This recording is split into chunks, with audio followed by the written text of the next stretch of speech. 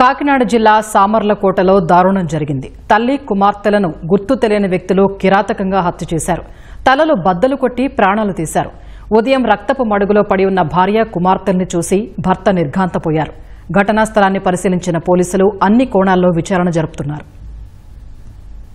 సామర్లకోటలోని సీతారామ కాలనీలో ప్రసాద్, మాధురి దంపతులు 2 పిల్లలతో నివాసముంటున్నారు. డ్రైవర్గా పనిచేస్తోన్న మాధురి భర్త ప్రసాద్ శనివారం రాత్రి డ్యూటీకి వెళ్లి ఉదయం తిరిగి ఇంటికి వచ్చేసరికి ఇంట్లో భార్య మాధురి, కుమార్తెలు కుమారి, జెస్సీ విగతజీవులై పడి ఉన్నారు. రక్తపు మడుగులో భార్య, పిల్లలను చూసి ప్రసాద్ కన్నీరు మున్నీరుగా విలపించారు. వెంటనే పోలీసులకు ఫిర్యాదు చేశారు.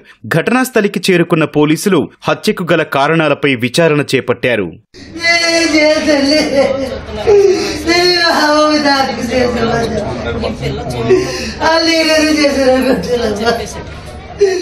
నా కూతురండి, నా మనవలు, నా కూతుర్లునండి.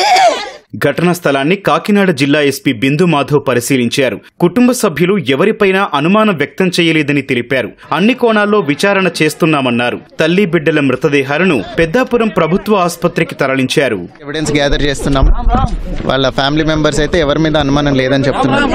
ఎవిడెన్స్ గ్యాదర్ చేసి ఇన్వెస్టిగేట్ చేసి will detect who did it అనేది. మూడు డైరెక్షన్స్ లో పడున్నాయండి. బ్లంట్ ఇంజరీస్ ఉన్నాయి. ఏదన్నా బ్లంట్ ఆబ్జెక్ట్ తో కొట్టినట్టు ఇంజరీస్ ఉన్నాయండి. ఏదన్నా క్లూస్ వచ్చినా గానీ డిటెక్ట్ అయితే వి విల్ నోటిఫై. భర్త ప్రసాద్ ను సామర్లకోట స్టేషన్ కు తీసుకువెళ్లారు. డీఎస్పీ శ్రీహరిరాజు నేతృత్వంలో ప్రశ్నించారు.